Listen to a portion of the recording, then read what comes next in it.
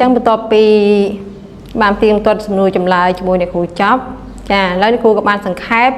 chỉ mê riêng sầmรับឲ្យបងប្អូនយកទៅរៀននៅផ្ទះបន្ថែមទៀតដើម្បីងាយស្រួលណាចាឥឡូវយើងមកអានមេរៀនសង្ខេបទាំងអស់គ្នាចាមេរៀនសង្ខេបការសូនរូបប៉ុន្តែត្រូវមានដីឥដ្ឋខ្សែទយោឬបំពង់បឺតសម្រាប់ធ្វើរន្ធចំពួយឬកំប៉ុងសម្រាប់ធ្វើពុម្ពខ្សែលួសសម្រាប់ធ្វើដៃប៉ុន្តែការបង្កើតប៉ុន្តែគឺយកដីឥដ្ឋដំឲ្យសំប៉ែតហើយយកដីឥដ្ឋទន់សំប៉ែតរុំពីលើសម្បកដបឬកំប៉ុងបន្ទាប់យកដីឥដ្ឋរុំពីលើខ្សែទយោដើម្បីធ្វើរន្ធចំពួយចុងក្រោយយកខ្សែលួសពួតធ្វើជាខ្សែប៉ាន់រួចភ្ជាប់ខ្សែប៉ាន់ទៅនឹងត្រចៀកជាការស្រេចការសូនរូបរថយន្តគេត្រូវមានដីឥដ្ឋបន្ទះក្តា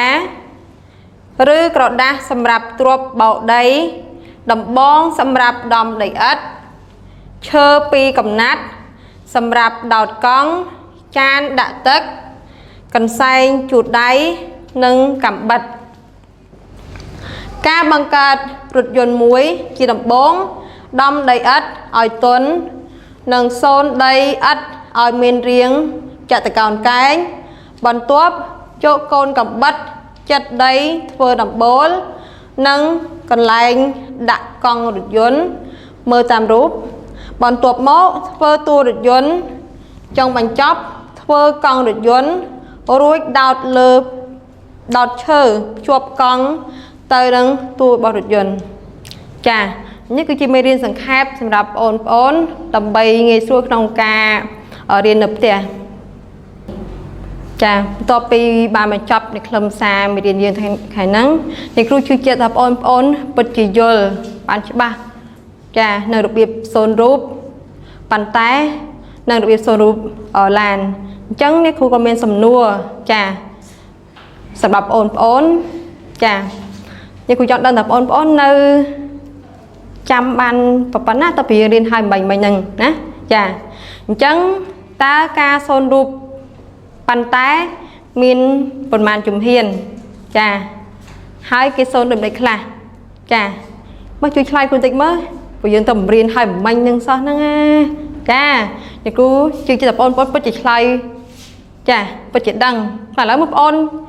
ស្រីមួយជួយឆ្លើយគ្រូតិចមើលចាដើម្បីសូនរូបប៉ុន្តែយើងត្រូវអនុវត្ត4ជុំចា4ជំហានចាឥឡូវបងប្រុសមួយទៀតជួយឆ្លើយគ្រូមានជំហានអ្វីខ្លះចាគឺទី1ថាម៉េច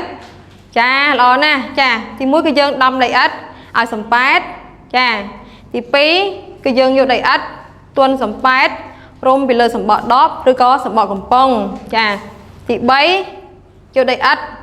រុំពីលើខ្សែទយោដើម្បីធ្វើរន្ធចំពួយហើយចុងក្រោយចាល្អណាស់គឺយកខ្សែលួសពួតធ្វើជាខ្សែប៉ាន់តើមកយើងជប់ខ្សែប៉ាន់និងត្រចៀកប៉ាន់ចាអរគុណពិតជាឆ្លើយបានត្រឹមត្រូវល្អមែនទែនចាអញ្ចឹងនេះគ្រូក៏មានជាកិច្ចការផ្ទះចាសម្រាប់បងប្អូនដើម្បីយកទៅអនុវត្តបន្ថែមនៅឯផ្ទះណាចាអញ្ចឹងកិច្ចការផ្ទះរបស់គ្រូគឺមាន2សំណួរដែរ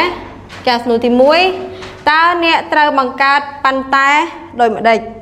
សំណួរទី2តើអ្នកត្រូវបង្កើតរថយន្តដោយម្ដេចចាអញ្ចឹងនេះគឺជាសំណួរសម្រាប់បងប្អូន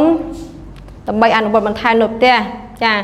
អញ្ចឹងវីដេអូរបស់អ្នកគ្រូកម្មវិធីរបស់អ្នកគ្រូក៏បានបញ្ចប់អញ្ចឹងអ្នកគ្រូសូមអរគុណបងប្អូនទាំងអស់គ្នាដែលបានតាមដានវីដេអូអ្នកគ្រូកម្មវិធីរបស់អ្នកគ្រូតាំងពីដើមរហូតដល់ចប់ចាអញ្ចឹងអ្នកគ្រូអរគុណបងប្អូននិងឲ្យបងប្អូនធ្វើអនាម័យខ្លួនប្រាណឲ្យបានត្រឹមត្រូវចាពេលដែលបងប្អូនចេញទៅក្រៅឬក៏ត្រឡប់មកពីខាងក្រៅវិញគឺត្រូវលាងដៃជាមួយអាល់កុលចាសាប៊ូជែលលាងដៃចានិងពាក់ម៉ាស់ឲ្យបានត្រឹមត្រូវចាសូមអរគុណ